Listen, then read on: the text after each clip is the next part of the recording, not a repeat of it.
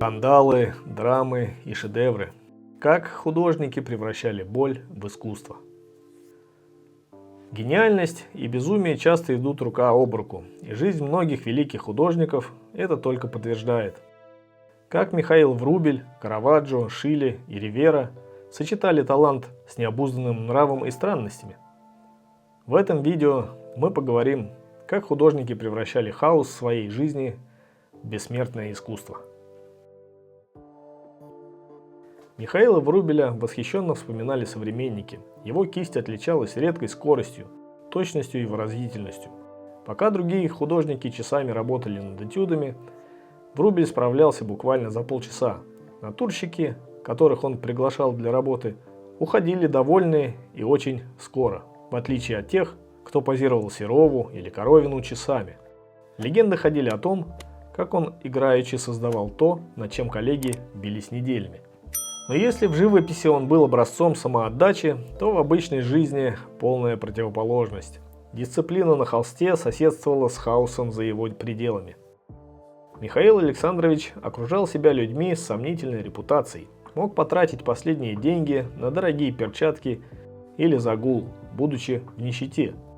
Ответственность ему была чужда.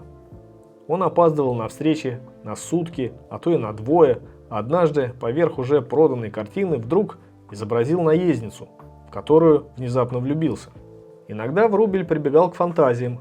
Так однажды его друзья собрали ему средства на поездку на похороны отца. Вскоре их удивлению не было предела, когда тот самый отец вскоре появился в Киеве, совершенно живым и здоровым. Алкоголь лишь усугублял его состояние. Под хмельком Врубель становился либо чрезмерно сентиментальным, либо колко грубым. В одном из вечеров он настолько разошелся в критике коллег, что довел до слез Михаила Нестерова. Его все более нарастающее душевное расстройство сочетались с фантастической убежденностью в собственной гениальности. Убежденностью, которая, увы, не делала его легче в общении с окружающими.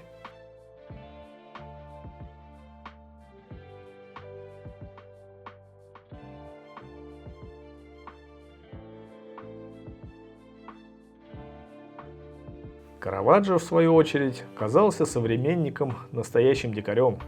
Кардинал Федерико Борромео вспоминал его как человека с грубыми манерами, одетого в лохмотья и ночевавшего где придется. Репутация его была скандальной. В Рим он сбежал после драки в Милане, окончившейся поножовщиной. Подобные эпизоды повторялись. Жизнь художника проходила между мастерской, тюремными камерами и бегством от закона. Из 38 лет своей жизни Караваджо добрую половину провел в разъездах и разборках. В какой-то момент за ним даже был издан папский приказ, объявляющий его вне закона. Только благодаря невероятному художественному дару его прощали, все его полотна поражали силой и драматизмом. Папа Павел V даже подписал указ о помиловании. Но Караваджо не дожил до этого. По одной из версий он умер от последствий венерических заболеваний.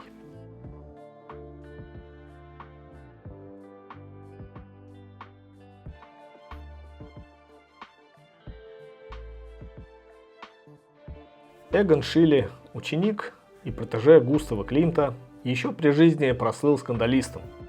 Его экспрессивные автопортреты, вызывающие обнаженные фигуры, угловатые линии и напряженная эротика вызывали бурную реакцию даже в либеральной Вене начала 20 века. Но главная проблема была вовсе не в картинах. Шиле активно разрушал нормы не только в искусстве, но и в быту. Молодой художник жил как на вулкане. Он постоянно менял муз, спутниц, учениц и любовниц. Многие из них были несовершеннолетними. А дома, где он жил, соседи прозвали «домом непристойности». В 1912 году Шиле арестовали по обвинению в развращении малолетней. Хотя суд снял часть обвинений, художника все равно приговорили к тюремному заключению за хранение непристойных рисунков, его собственных. Шиле был невероятно самовлюблен. В письмах он называл себя избранным, которого не понимают нормальные люди, и утверждал, что его творчество на грани духовного откровения. К своей юной супруге Эдит он относился холодно. часто предпочитая ей свои фантазии или натурщиц. Даже смерть встретил как-то вызывающе. После того, как Эдит умерла от испанки на 6-м месяце беременности, Шилли нарисовал ее смертельный портрет и умер сам через 3 дня. Страсти утихли, но осталась легенда.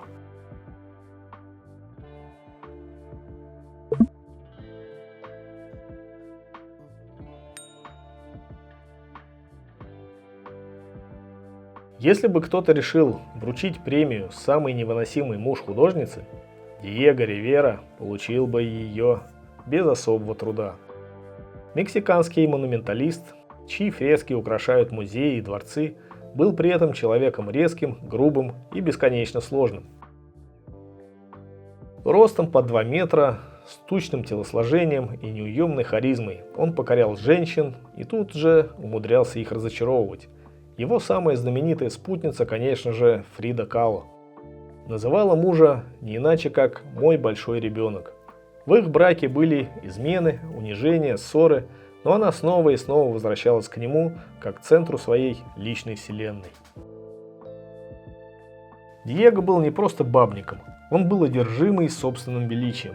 Он мог обрушить поток критики на художника, который посмел не согласиться с его видением, и легко придавал идеологическое убеждение, если ситуация требовала. Начинал как марксист, рисовал Ленина на фресках Рокфеллер-центра, но когда заказчик потребовал убрать образ, вспылил, скандалил, а затем просто взял и переписал все заново в Мехико. Он разбрасывался друзьями, уничтожал учеников, манипулировал Фридой и почти не чувствовал вины. И при этом оставался художником, чья энергия, как у урагана, сносила все на своем пути. Один критик писал о Ривере: он был не человеком, а природным явлением, бурным, разрушительным и грандиозным. Гениальность – вещь капризная. Она редко приходит одна. За ней, как правило, тянется шлейф страстей, сомнений, крайностей и разрушительных привычек. Врубель, Шилле, Караваджо, Ривера – каждый из них оставил миру огромное наследие, но вместе с тем был человеком, с которым порой невозможно было находиться. Их талант сжигал изнутри, превращал быт в хаос, а общение в испытание. Но, быть может, именно эта неуступчивость, внутренняя борьба и отсутствие компромиссов сделали их работы такими живыми, трагичными, настоящими.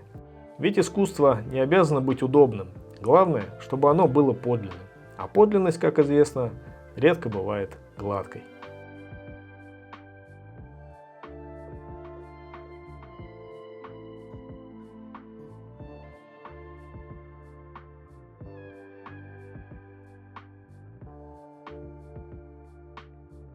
Спасибо, что досмотрели видео до конца. Лайк и комментарий – отличный способ поддержать канал и автора.